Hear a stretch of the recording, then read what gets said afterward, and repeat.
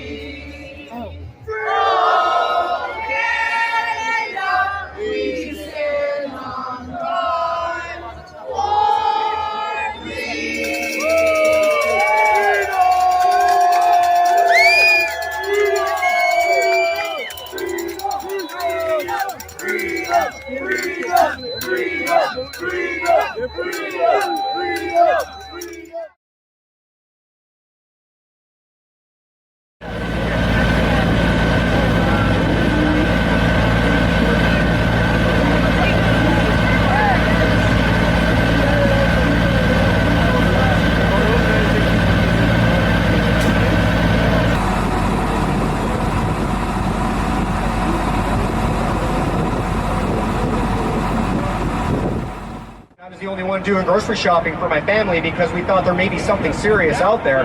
But after some time, I came to the realization that there's actually nothing serious out there. Because if there was, I would have seen people laying in the streets. So we have to still hold people accountable, but we do have to start creating the world that we do want to see. And so that's what we Canadian frontline nurses are now doing. So for those of you who don't know, we have no interest in going back into the system. So we're creating a new paradigm. And our new paradigm is actually on our website now at CanadianFrontlineNurses.ca. We have a directory of nurses, and so our mission is to actually get nurses out of the system and empower them to find their true purpose and their passion and offer it to the communities. We want to get people to get out of the hospitals and out of the nursing homes. You know, in hospital, they call people patients. And when you're a patient, you're a victim. And when you're a victim, it means that you need help from the outside to come and save you and help you as if you can't do it yourself. We don't believe in that. We believe that you are active participants in your care. And so you have the power to heal yourself. We can educate you, guide you, empower you, but the final decision rests on you.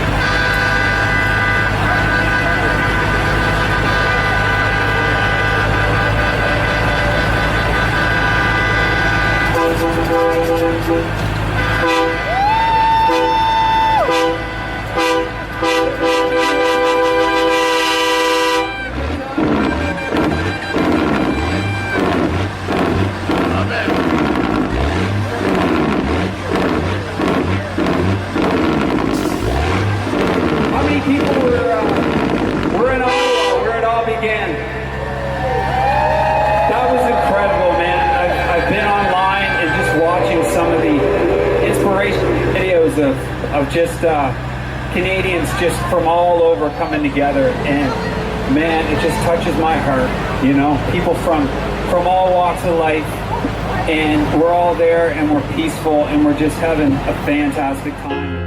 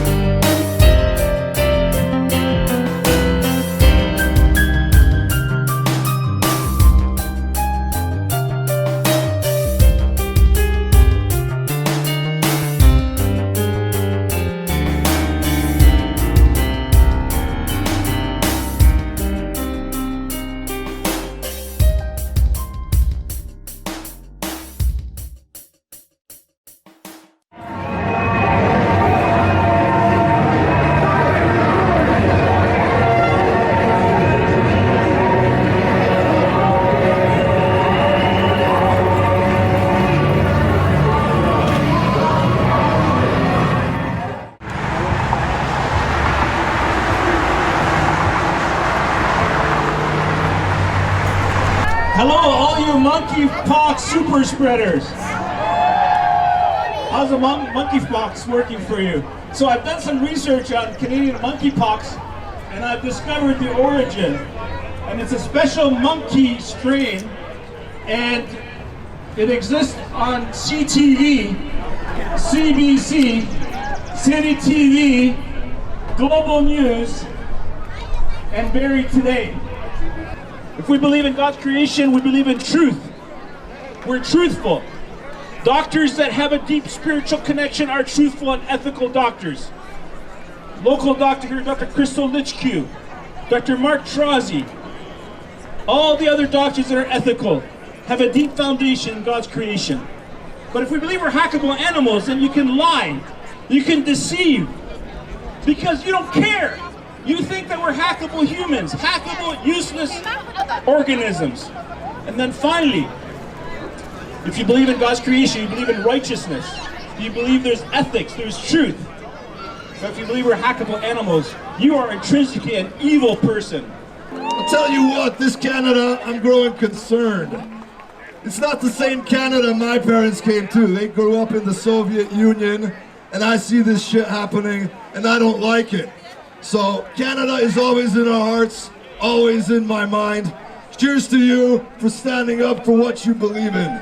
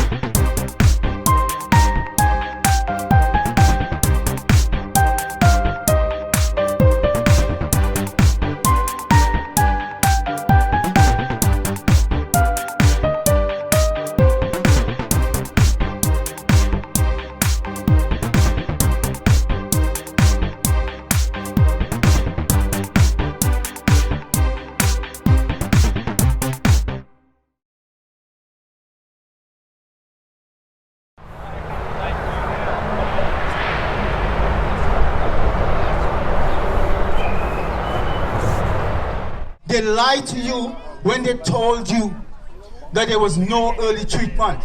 Peter McCullough, Dr. Harvey Reich, Dr. Zev Zelenko, myself, we wrote the seminal papers on early treatment. Check them. I am the principal author or the second author. We looked at the science and we put it together. We produce the treatment algorithms. Early treatment, once applied, within the first 2-week, 14-day window, when the virus is replicating at its highest, by 8-day peak replication, cuts the risk of hospitalization and death by as much as 90%. So Howard New and Theresa Tam lied to you about that too. And what does that mean? That means that the thousands of people in Canada who died because they had no treatment would be alive today. That's why when I say that in the end of this, you take them into a proper legal inquiry. Howard New, Theresa Tam, Doug Ford, the Prime Minister, all of them. Take them into a proper public inquiry and you examine what they did. And I want to see every piece of science that you used to make your decision. That you vaccinated my police and you vaccinated my soldiers and my border agents. And I know many of them are vaccine injured today. They don't know the risk that they're in. We told Howard New, we told Theresa Tam, do not vaccinate the police. Do not do that to the military. We told them stop, but they didn't listen to us. So we have many people walking around the society today, vaccine injured. We know something is coming that's going to be catastrophic. Many people you know suffer harms and die from these vaccines because it is true. These vaccines were catastrophic. They should have never been brought. They didn't have the proper safety testing. We told them, don't do this. The 15 years that we need to follow up a vaccine is not there for a joke. The 15 years is there because we need the surveillance. We need to look at the safety testing. We need to look at the safety data. We need to look at the safety signals for a reason. Because some of these ill effects take some time. So we went and mandated. These injections should have never been mandated. They should have only been offered. They should have never been, people should have never had to decide to put bread on the table or take this vaccine, this injection. That was a catastrophic disaster, what these governments did to our people. That there's no difference between a vaccinated and an unvaccinated person in terms of risk, in terms of viral load. We showed them a study in Ho Chi Minh City in Vietnam that looked at some nurses who were locked down during the Delta outbreak, not even Omicron. I remember it, Chow et al., published in the Lancet. In those nurses, we found something that was staggering. We found that at the end of the outbreak, they were locked down for about 2 weeks. We found that all of the nurses became infected. And these nurses, this is the key, these nurses were double vaccinated. It showed us for the first time that the vaccine was not stopping transmission. And that is why Rochelle Walensky of the CDC rushed to the podium to tell America. That study prompted her. And there was another one in Barnstable, Massachusetts, an outbreak there of about 400 people. Everyone was double vaccinated and about 75% became infected. It became clear that the vaccine failed to stop transmission. So it was not a sterilizing vaccine. It failed. What did that study in Ho Chi Minh City tell us? Staggeringly, it showed us that double vaccinated people transmit the infection. It showed us they can be infected. We also found that the PCR cycle count threshold was about 20. The cycle count threshold was about 21.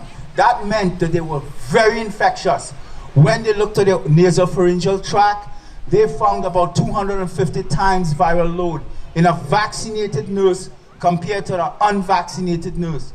That showed us not only were these nurses getting infected when vaccinated, they were harboring massive more load. In other words, your family or you was more at risk being attended to by a vaccinated nurse than an unvaccinated nurse. Moreover, that study showed us that those nurses were PPE'd. They were fully masked up.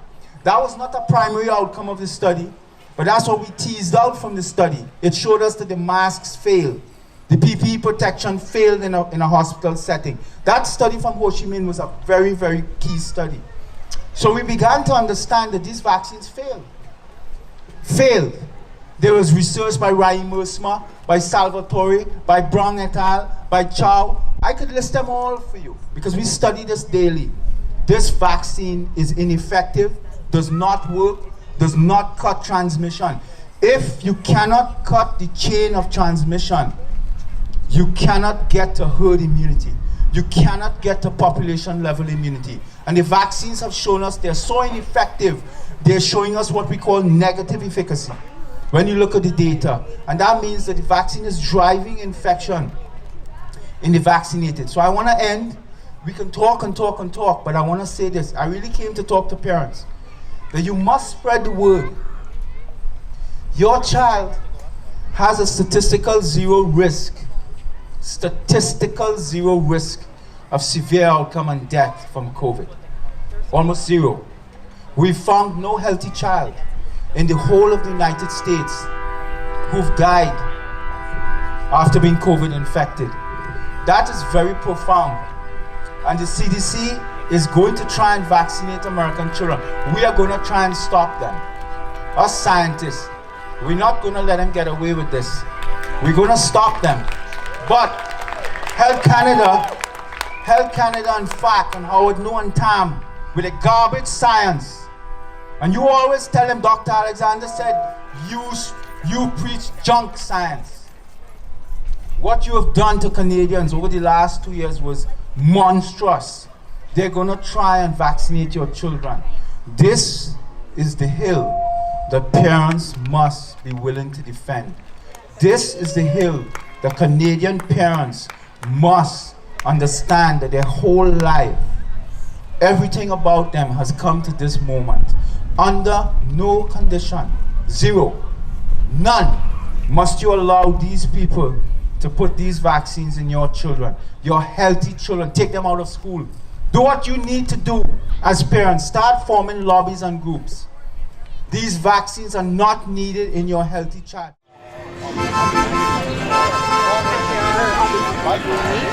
But it's harder to see.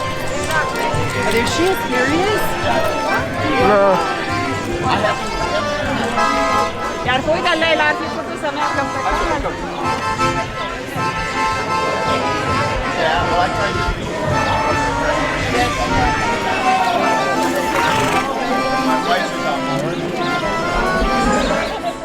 Anybody remember Vimy Ridge?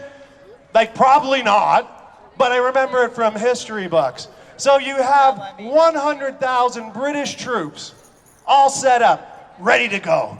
And they go in and they fight valiantly, and they get mowed down.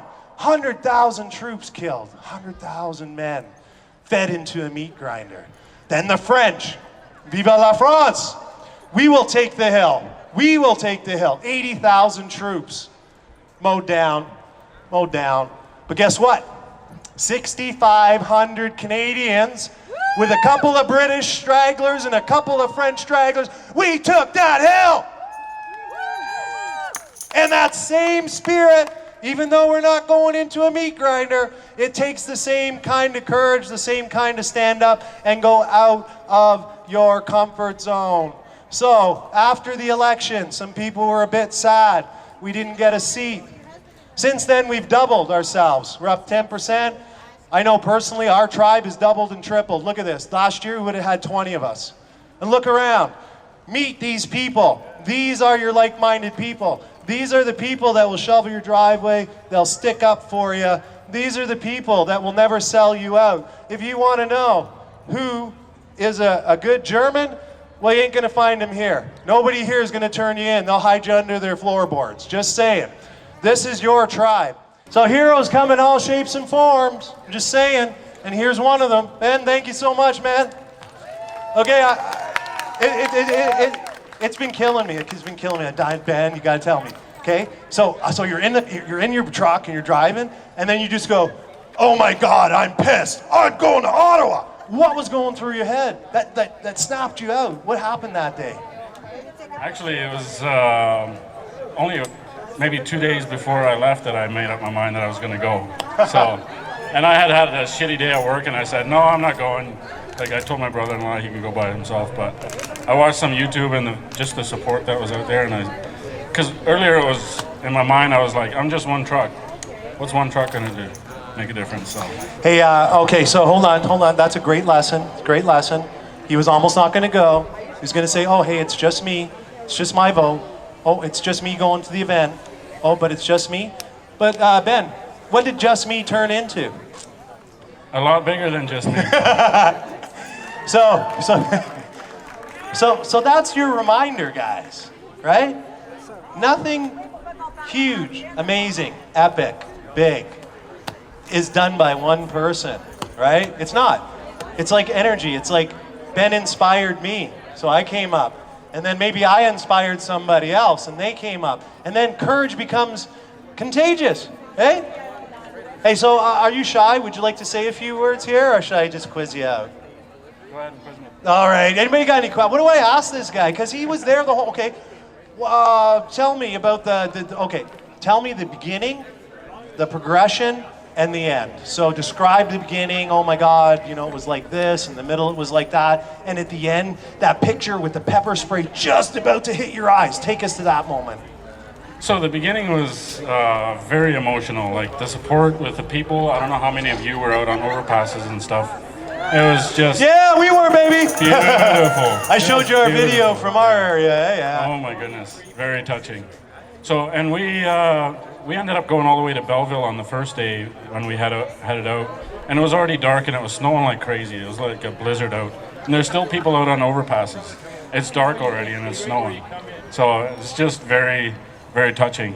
And so the next morning we headed out and we got to Ottawa. So I wasn't the first truck there. It looked like it. I felt like it was, but okay. He's an honest guy. Obviously not a liberal. Just saying. He's pretty honest. So I was parked down on like west of the Parliament, probably 1.5 kilometers from where I was parked for most of the time. So the guys on the ground that got a hold of me, they had permits to build a stage out in the front lawn of Parliament. So the morning of when they were going to set up, the permits were conveniently no longer valid. Oh yeah. I think that's the Liberal government, Karen, something like that. Sounds a lot like it. So I had a contact in London. His name's Paul. He was in contact with some people in Ottawa on the ground, and he said, "Well, there's a guy up there. He's got a truck with a bit of a deck. You could go ask him." So, and that's what they did. The next morning, they came up and they'd asked me if I'd want to come up and check it out, see if I wanted to move my truck up, and so. That's how I got prime real estate. I love it, man. I love it. Give the guy a hand. Give him a hand again. Just saying. So that's how the stage got there, okay? So then so now we got this stage, right? Huh? We love Ben. Ben loves you. Ben. I love you. We love Ben. She came from Vancouver. We got to let her have the I love Ben. Thank you so much. Thank you. Okay, Ben. So we got this. It's kind of like this, but dude, you had that thing decked out. What happened as the weeks went on? It was pretty decked. I didn't do any of the decking. Who did the decking? There was like back things and TVs. Yeah, and like, I mean, we had a big screen that was, I don't know how tall, 10 feet tall almost. I was pretty big.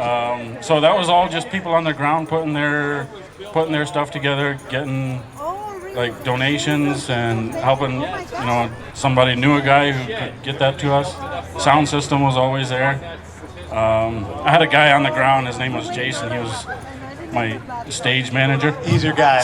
He's your guy. Yeah, because anyways, he did a fabulous job of making sure sound system was there every day, and the screen was pretty sweet. It was a bomb, dude. I'm telling you, I was out there freezing my butt off, and I just got mesmerized for a bit. I'm just saying. Okay, so we have this beautiful, this just the love. Like you saw the bridges, right? I saw you. I was with a lot of you on Guelph Line. Jody was with me at Marshall's to collect the food with Hamilton. Hamilton rocked it. They were the hub. Thank you, Hamilton. Thank Hamilton. Let's give Hamilton a hand. The hammer. They were our supply warehouse thingy.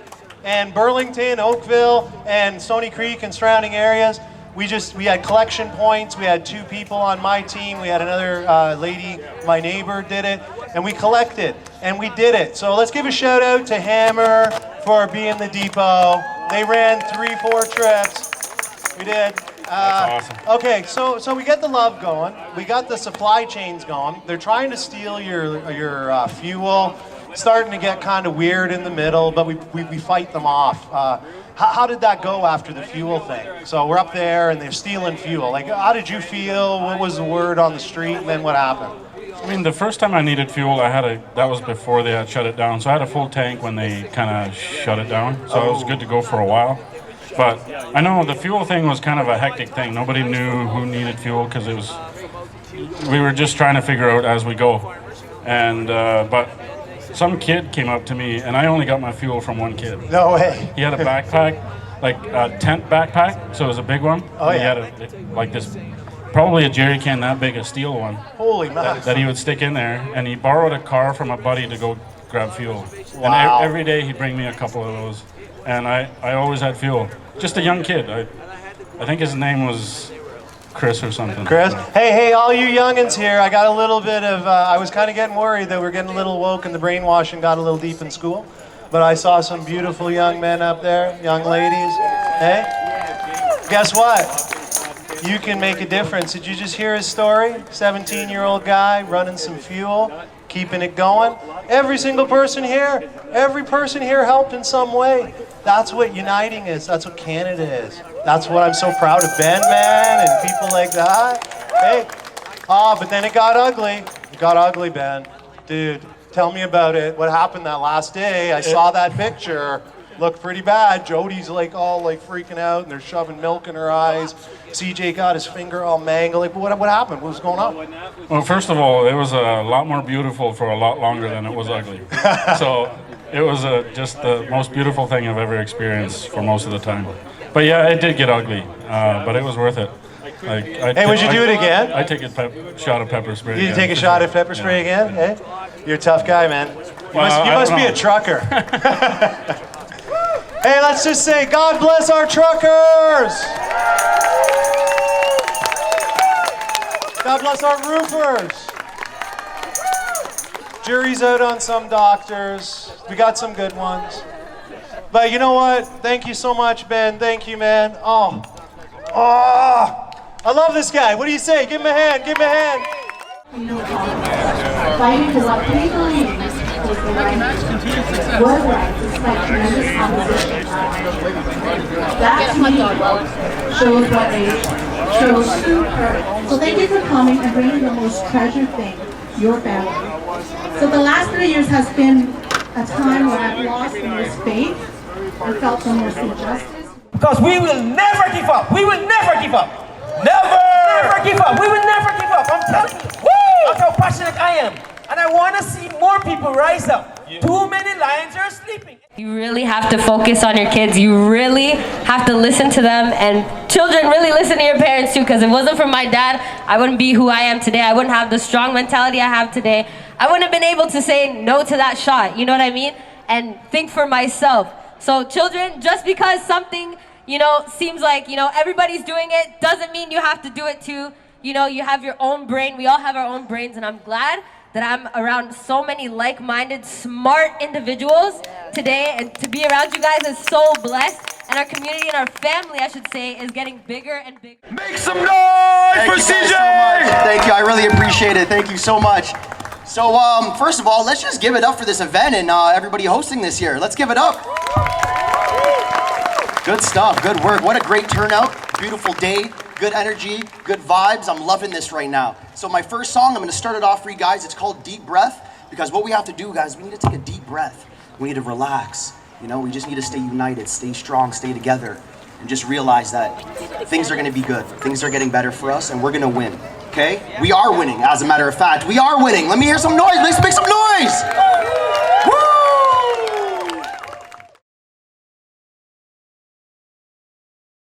My name's Jeremy. I'm with CTV Ottawa. Are you part of the organizing team here? Were you guys planning this family day picnic? I help out the behind the scenes, and I was working on the permit. Okay. And so, did you guys have trouble getting a permit? Is that part of why today is canceled? Yes. Yeah. Is that frustrating? Talk to me about that a little bit. I know you were just talking to a colleague of mine about the frustration not being able to go ahead with this. Just sad.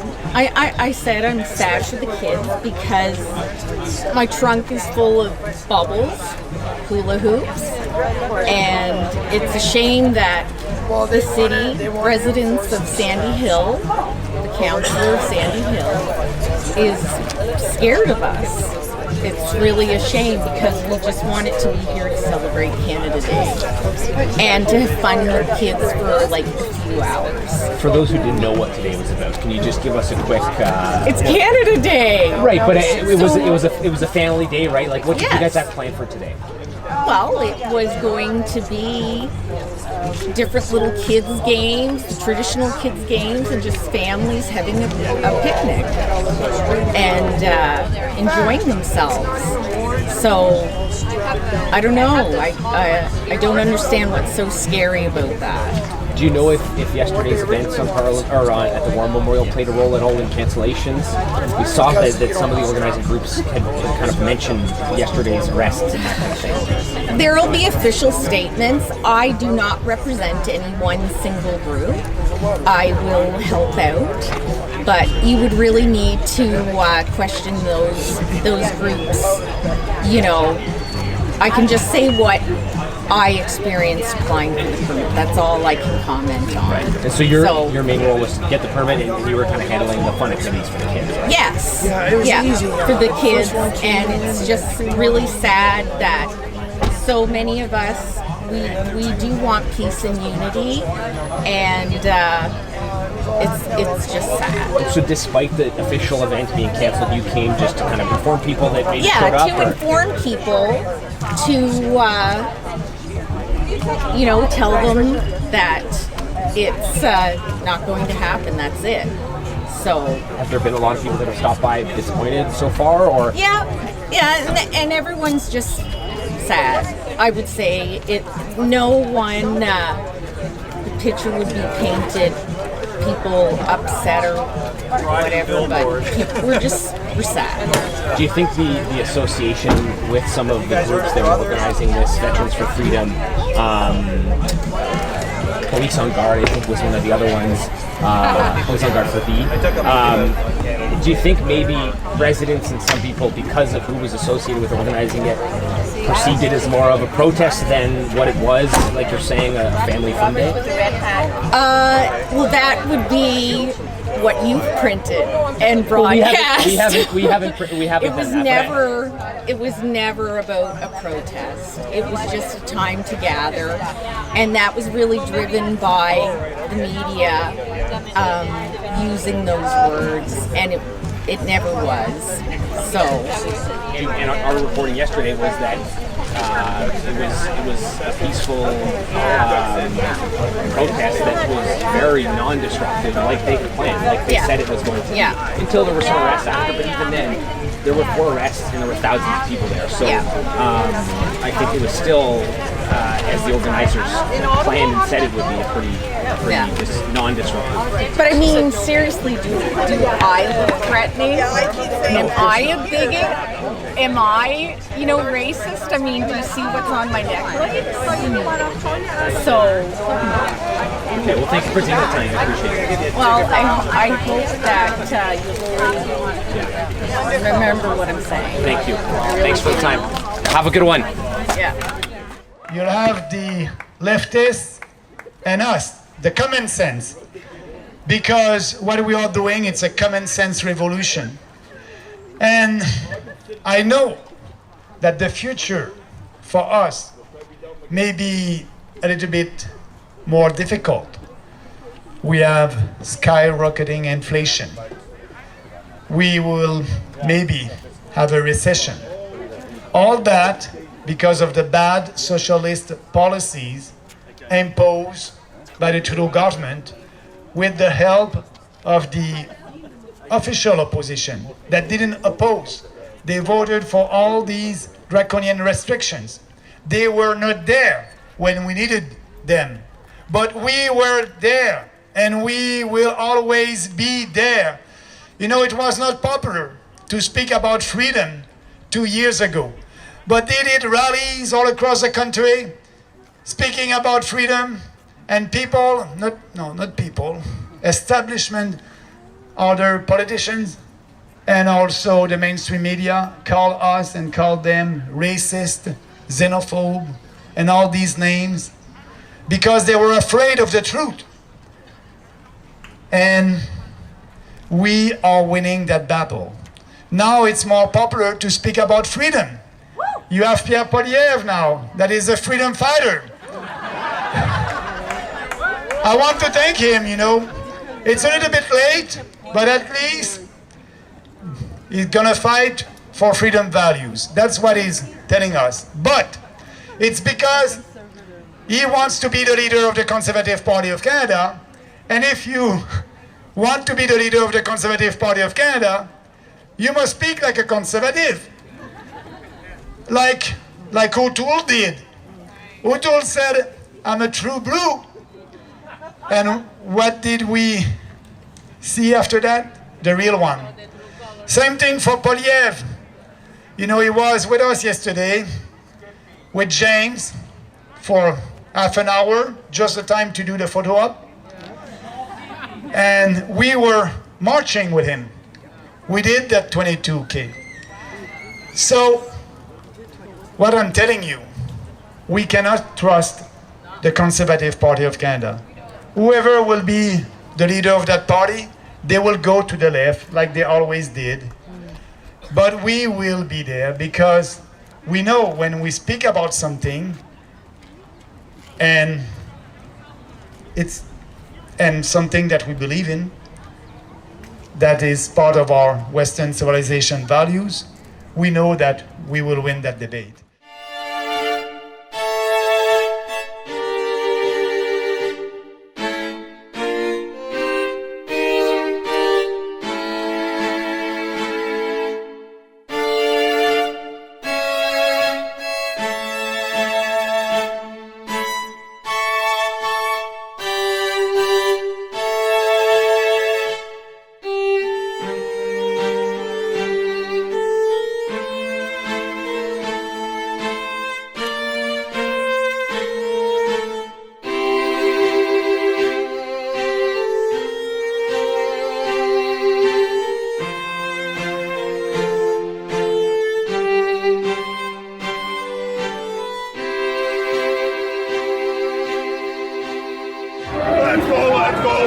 Let's go!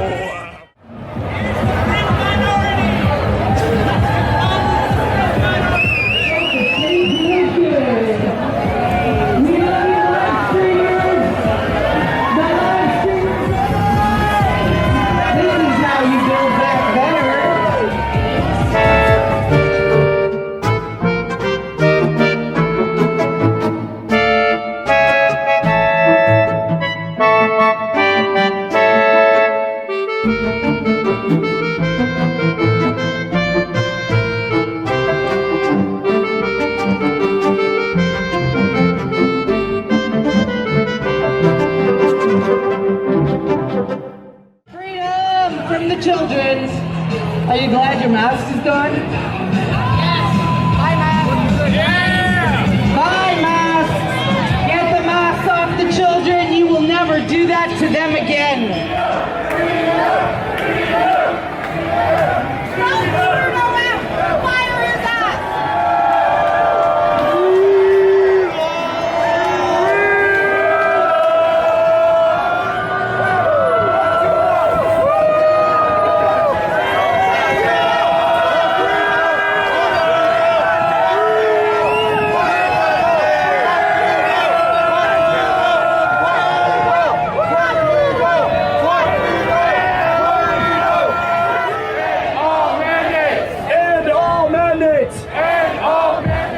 Holding that line. We are not backing down. We are not giving up, and we are not giving in. We are the fringe, and Trudeau, you will always have us to deal with. Whoever goes in office will always have us to deal with.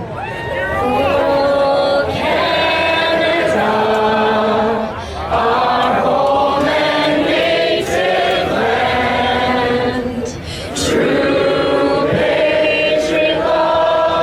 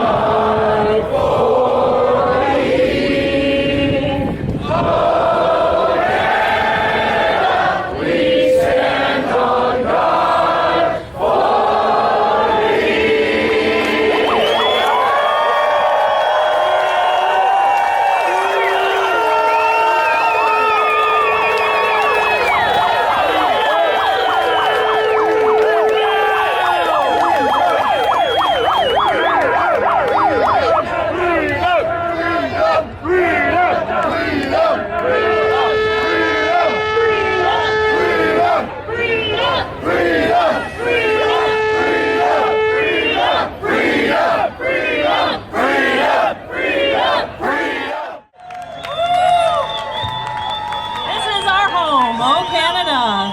Oh, Canada.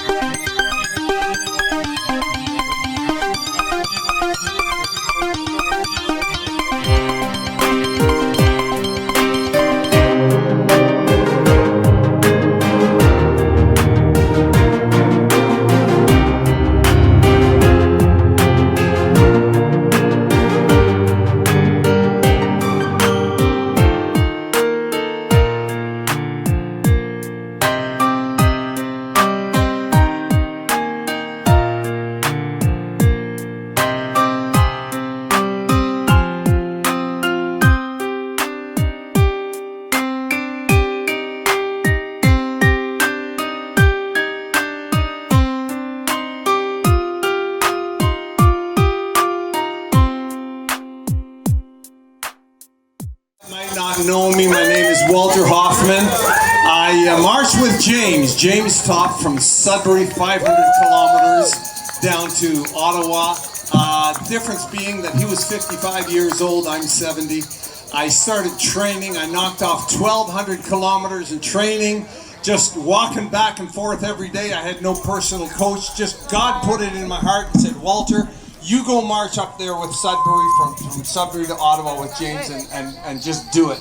So I did that, and I started opening up a couple of Facebooks and made some live broadcasts, and all of a sudden, folks, I'm telling you, people from Ireland and Germany and Italy, people from all over the States, Walter, thank you, oh, you inspire me. I had no idea that it would turn into something like that. I'm so glad it did, and I'm just so happy to be here. So many of you folks, you know, you're saying thank you, Walter, and we appreciate it. And you know what? When people started calling me hero, I didn't quite know what to do with that. And then I thought to myself, what is a hero? Hero, let me tell you what a hero is. Somebody who helps everyone reach their objectives. How's that? Huh? You can be a hero. You can be a hero.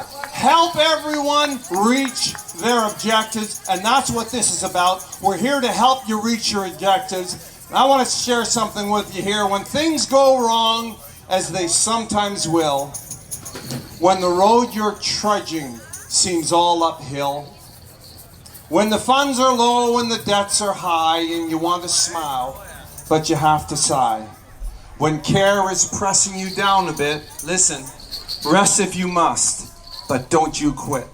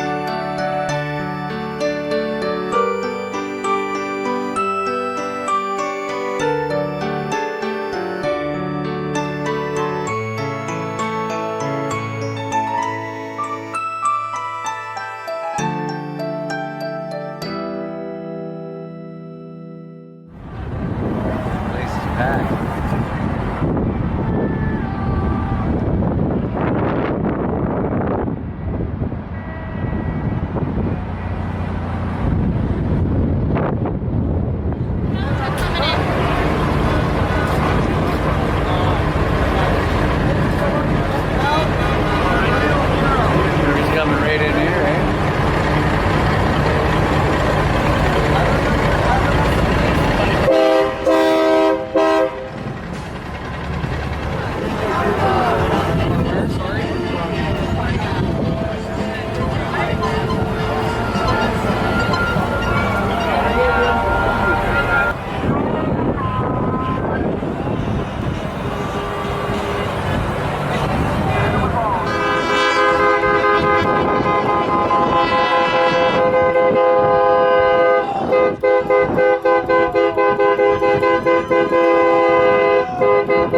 Thank you.